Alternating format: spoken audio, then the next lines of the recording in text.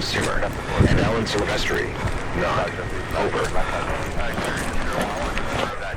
Hello everybody.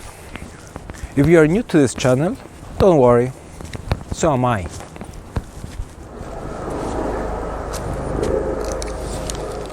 Thank you for all the positive feedback on the previous video. I really appreciate it. I'm now deep into German territory. I'm on my way to an undisclosed underground location where the Stukas Laboratories are housed. If I find it, that is. In the previous video I showed you how to build a cinematic strings patch in Kontakt and made it available as a free instrument. Links above and in the description. Admittingly, I compressed a lot of concepts in one video, like timbral analysis and sound sculpting and instrument building. So in the upcoming videos we'll be breaking down these simple yet overlooked processes that will propel your instrument into the next level. But first we need to prepare ourselves psychologically. Oh, here we are. Yes, you've heard me right. We have to prepare ourselves psychologically.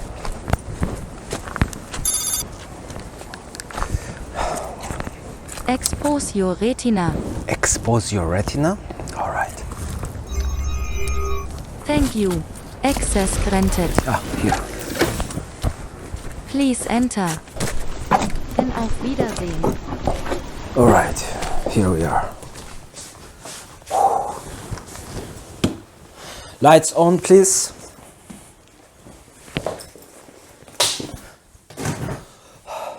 Workstation on, please.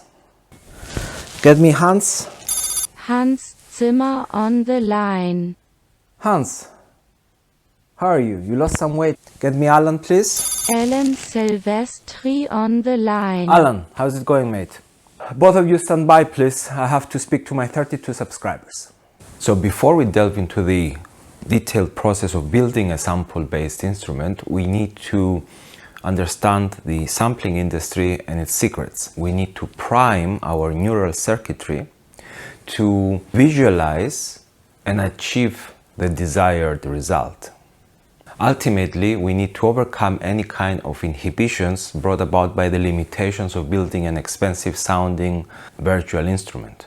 So let us prepare psychologically by dispelling 4 common misconceptions.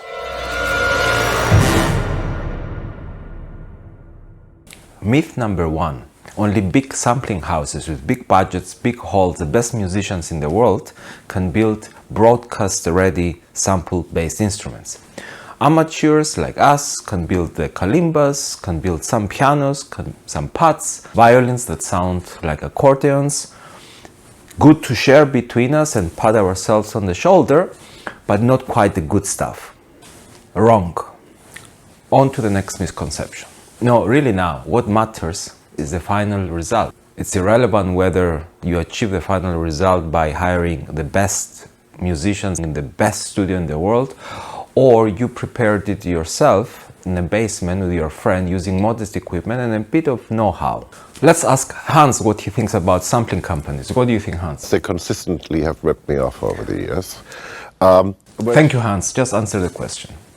So in my videos, I'm going to show you my process of creative sampling using mainly native instruments Kontakt, but not only, and how to achieve results that you thought only possible with commercial products.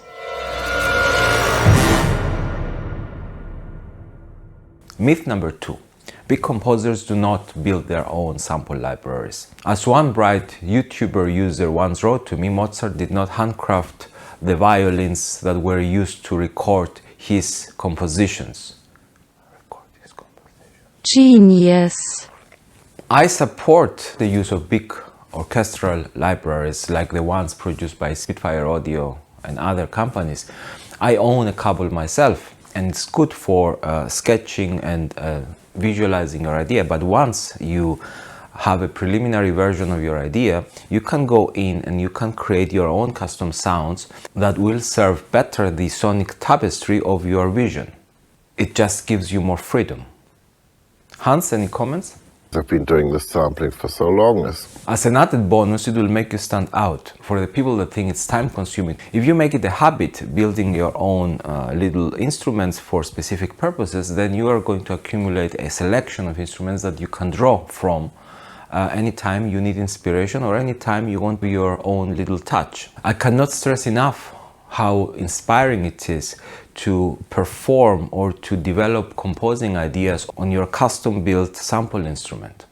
Sound design and composition go hand in hand, especially in the era of media composition. I keep wearing more than one hat. You know, one second I'm the composer, the next second I'm the sound designer. In a funny way, I would have been just as happy being a recording engineer as a composer. Sound design and composition can synergistically work together. Alan, why do you use Kontakt? Why is Kontakt important for me? I'm going to say for a couple reasons. All right, we haven't got all day, Alan. Thank you. All right, let's move on. Hans, what do you think about this?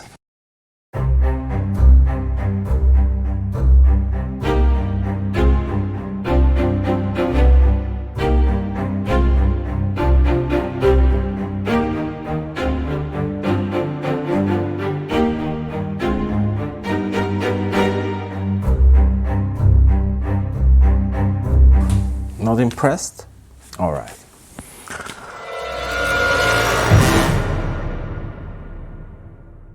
Myth number 3. You need crazy programming and scripting skills in Kontakt or a magic potion by Evil Dragon to build expressive, evocative instruments.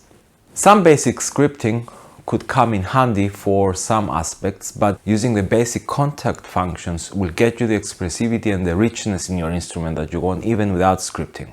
Why is Kontakt important for me? Alan, nobody asked you. Can you see I'm talking here? One overlooked aspect of building your own instrument is you have to fight with your samples. Not every sample translates the way you originally thought about it could translate into a sampling instrument. Then you need to have the basic know-how in Kontakt, and then you combine those two to apply psychoacoustic techniques to the final product. Might sound complicated, but it's not. And actually, it's very rewarding.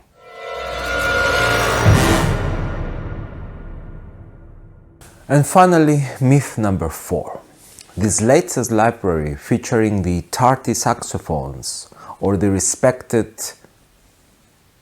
honorable legato strings, it's what was missing from your selection to propel your composition to the next level. That's simply an illusion. Maybe you impress yourself because when you press the keys you hear something so nice and you think that other people will also appreciate it, but at the end of the day the greater impact on your work comes from your composition, your construction and your orchestration rather than the actual library. It's the tools that you... Hans, come on, say something. You know, tools are tools.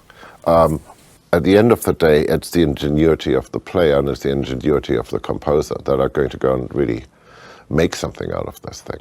And even if you buy the next library, it's a never-ending process because as soon as you got the perfect string sound, you're already bored with it. There's no end to sampling.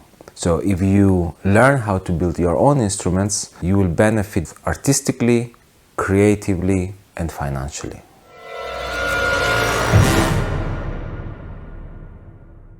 So now, if you manage to dispel these 4 myths, you'll be in a better position to create your own sampling instruments and also follow my future videos.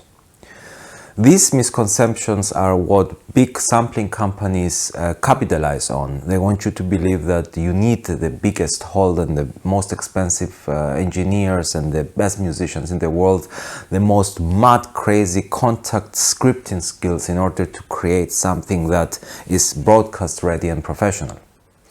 They also capitalize on the exchange of senses, so what looks good sounds good and what sounds good looks good. And they also base their advertising on other crosstalk between the senses. The smell of leather and the quality of wood and the atmosphere also impacts your perception of quality. For example, if you sample a guitar that carries John Lennon's sweat, or you sample a Hofner bass in this magnificent castle in Scotland where it carries a hair from Paul McCartney's left testicle. Who writes the scripts? So the point is that the perceived quality of a virtual instrument is not as straightforward as you think. I have watched a lot of Kontakt tutorials on YouTube, and somehow they all fall short of telling you the actual tricks that will make your instrument sound professional. It's as if some things shall not be named. On this channel, we shall name them. Hans, tell us, what makes my channel worthy of a like, a subscribe, and sharing my videos? Reckless and playful. Thanks, mate. I appreciate it. Until next time, be happy. Because it's all great, smart stuff, and it's dependable and it works.